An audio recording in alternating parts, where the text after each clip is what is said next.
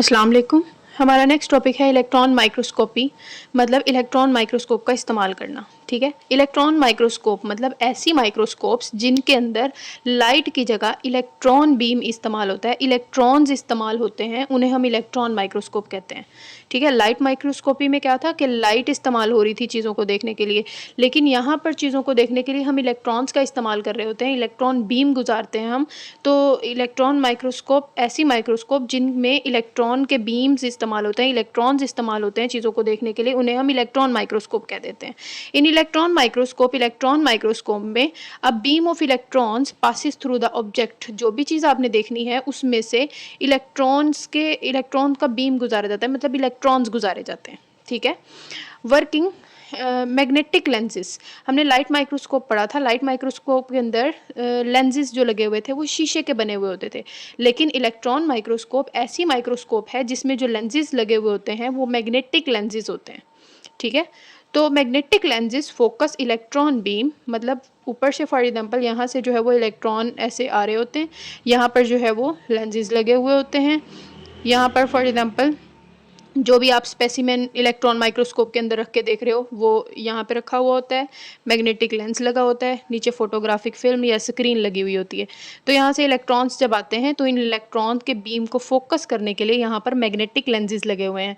Magnetic lenses क्या करते हैं, इस इलेक्ट्रॉन के बीम को इस स्पेसिमेन में से गुजारते हैं, फिर दोबारा से यहाँ से जब वो निकलते हैं तो वो इधर उधर इलेक्ट्रॉन ना निकल जाए, तो यहाँ पर मैग्नेटिक लेंस दोबारा से उसको फोकस करके फोटोग्राफिक फिल्म या फिर स्क्रीन के ऊपर जो है वो फोकस कर देते हैं। तो magnetic lenses focus electron beam, magnetic lenses focus कर देते हैं इलेक्ट्रॉन बीम को ऑन स्क्रीन और फोटोग्राफिक फिल्म या स्क्रीन के ऊपर उसको फोकस कर देते हैं and make in large image. इस तरह जो है वो चीज़ का जो इमेज बनता है वो बड़ा होकर जो है वो हमें दिखाई देता है।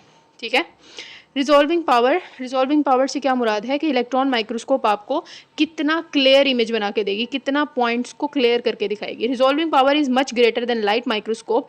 इलेक्ट्रॉन माइक्रोस्कोप की जो रिजॉल्विंग पावर है वो लाइट माइक्रोस्कोप से कई गुना ज़्यादा है। ठीक है, इट्स रिजॉल्विंग पावर 0.2 नैनोमीटर। इसकी रिजॉल्विंग पावर जो है वो 0.2 नैनोमीटर है, मतलब दो पॉइंट्स जो 0.2 नैनोमीटर के फासले पे होंगे उनको आप इलेक्ट्रॉन माइक्रोस्कोप के ज़रिए जो है वो क्लियरली देख सकते हैं, लेकिन इससे भी अगर ज़्यादा करीब हैं तो जो है वो मुश्किल हो जाएगा। ठीक है, और 1 नैनोमीटर किसके बराबर होता है, 1 नैनोमीटर।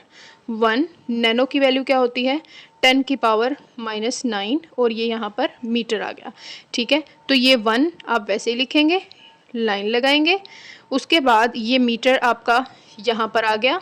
यहाँ पर आपकी बुक में ना मिलीमीटर में शो हुआ है, तो यहाँ पर ये मिली है, ये यहाँ हमने मिली लगा लिया। मिली की वैल्यू क्या होती है, 10 की पावर -3। तो इस 9 में से आप 3 जो है वो क्या कर देंगे, निकाल देंगे। ठीक है, ये कितने रह जाएंगे, 6 रह जाएगा, 10 की पावर -6 हो जाएगा 9 की जगह। तो आप नीचे जो है वो 1 लगा के उसके बाद कितने ज़ीरो लगाएंगे, 6, 1 2 3 4 5 6, इस तरह करके जो है वो आप ये इस तरह याद रख सकते हैं। लेकिन इसकी लिमिटेशंस क्या हैं, इलेक्ट्रॉन माइक्रोस्कोप की लिमिटेशन ये है कि इलेक्ट्रॉन माइक्रोस्कोप में जब भी आपने किसी चीज़ को देखना होता है तो उस चीज़ को इलेक्ट्रॉन माइक्रोस्कोप में रखने से पहले आपको उसको तैयार करना पड़ता है, और उसको तैयारी में ही बहुत सारे दिन लग जाते हैं। तो वो बहुत सारे दिन लग जाते हैं तो वो जो सेल्स वगैरह होते हैं वो डेड हो जाते हैं। ठीक है, तो इलेक्ट्रॉन माइक्रोस्कोप में आप लिविंग ऑर्गेनिजम्स के सेल्स को नहीं देख सकते। It can not be use for viewing living material. Electron microscope जो है वो लिविंग मटीरियल को देखने के लिए इस्तेमाल नहीं की जाती, बिकॉज क्योंकि this method needed to prepare specimen. क्योंकि इलेक्ट्रॉन माइक्रोस्कोप में चीज़ों को देखने के लिए आपको जो अपना स्पेसिमेन है, जो जिस चीज़ को आपने देखना है उसको तैयार करना पड़ता है, और उसको तैयार करने में बहुत सारे दिन लग जाते हैं। टाइप्स ऑफ इलेक्ट्रॉन माइक्रोस्कोप की कितनी इकसाम है। Biologist uses 2 types of electron microscopes. Biologist जो है वो 2 तरह की इलेक्ट्रॉन माइक्रोस्कोप्स इस्तेमाल करते हैं। एक को हम कहते हैं ट्रांसमिशन इलेक्ट्रॉन माइक्रोस्कोप, और दूसरी जो है वो स्कैनिंग इलेक्ट्रॉन माइक्रोस्कोप है। ठीक है, नाम से जो है वो थोड़ा सा जो है वो जाहिर होता है कि स्कैनिंग इलेक्ट्रॉन माइक्रोस्कोप मतलब बाहर से स्कैन करेगी। ऐसी माइक्रोस्कोप जिसमें आप किसी भी चीज़ का बाहर से जो है वो व्यू लेना चाहते हो, बाहर से डिटेल्स जो है वो मालूम करना चाहते हो। फॉर एग्जांपल सेल है, सेल की बाहर की सरफेस की डिटेल्स अगर आप लेना चाहते हो तो उसे आप स्कैनिंग इलेक्ट्रॉन माइक्रोस्कोप कहोगे, यूज़ करोगे। लेकिन अगर आप जो है वो सेल के अंदर वाले स्ट्रक्चर्स को देखना चाह रहे हो, अंदर ट्रांसमिशन मतलब अंदर से गुजर के जो है वो देखना चाह रहे हो, तो हम सेल्स के जब इंटरनल स्ट्रक्चर को जो है वो स्टडी करते हैं तो ट्रांसमिशन इलेक्ट्रॉन माइक्रोस्कोप इस्तेमाल करते हैं, जिसे हम TEM भी कह देते हैं। ठीक है, transmission electron microscope it is use to view internal structure of cell. Cell के जब अंदरूनी स्ट्रक्चर्स को जब आपने देखना है तो हम कौन सी माइक्रोस्कोप इस्तेमाल करते हैं? Transmission electron microscope. ठीक है, it transmit a beam of electrons through a very thin specimen. जो भी हमने चीज़ माइक्रोस्कोप के अंदर देखनी होती है उसको हम मोटा सा नहीं रखते, उसकी हम बारीक सी जो है वो फिल्म जो है बनाते हैं, बारीक सी जो है वो प्लेट सी बनाते हैं और फिर उसको इलेक्ट्रॉन माइक्रोस्कोप के अंदर रखते हैं। तो इसमें जो है वो अंदर की चीज़ें देखनी है तो इलेक्ट्रॉन्स जो हैं वो अंदर तक जो है वो ट्रांसमिट होते हैं। It transmit a beam of electron. Transmission electron microscope क्या करती है?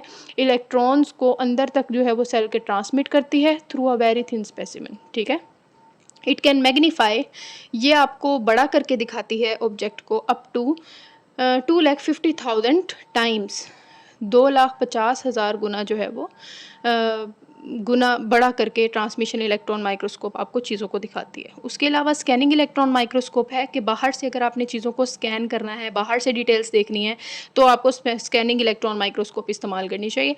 It is use to study details of surfaces of cell. Cell की सरफेस को स्टडी करने के लिए, सेल की सरफेस की डिटेल में स्टडी करनी है या फिर किसी और ऑब्जेक्ट की जो है वो सरफेस को आपने डिटेल में अगर आपने स्टडी करना है तो स्कैनिंग इलेक्ट्रॉन माइक्रोस्कोप इस्तेमाल की जाती है। और जब हम सरफेस को स्टडी करते हैं तो जिस भी फॉर एग्जांपल सेल है तो सेल की बाहर की सरफेस को आपने स्टडी करना है तो इसको पहले मेटल से जो है वो कोट किया जाता है। ठीक है, फिर इलेक्ट्रॉन्स के बीम जो है वो इसके ऊपर मेटल के ऊपर आते हैं और इससे टकराते हैं और रिफ्लेक्ट बैक होके फोटोग्राफिक फिल्म पे टकराते हैं और फिर वहाँ पे इमेजेस का जाहिर करते हैं। ठीक है, तो surfaces are coated with metal. Surfaces जिसको भी आपने सरफेस को डिटेल में स्टडी करना है उसको मेटल से कोट किया जाता है। When electron beam hits the metal, जब इलेक्ट्रॉन बीम जो है वो इसको मेटल को हिट करता है, इट रिफ्लेक्ट, तो ये रिफ्लेक्ट हो जाता है and make in large image, और एक बड़ा सा इमेज बना के दिखाता है। ठीक है, it can magnify objects up to 1,00,000 times, 1,00,000 गुना जो है वो चीज़ों को बड़ा करके जो है वो स्कैनिंग इलेक्ट्रॉन माइक्रोस्कोप आपको दिखाती है। होप सो क्लियर हो गया होगा। फिर भी अगर कोई इशू आ रहा है या कोई बात समझ में नहीं आ रही तो आप मुझे कमेंट में बता सकते हैं। अभी तक इतना ही। अल्लाह हाफिज़।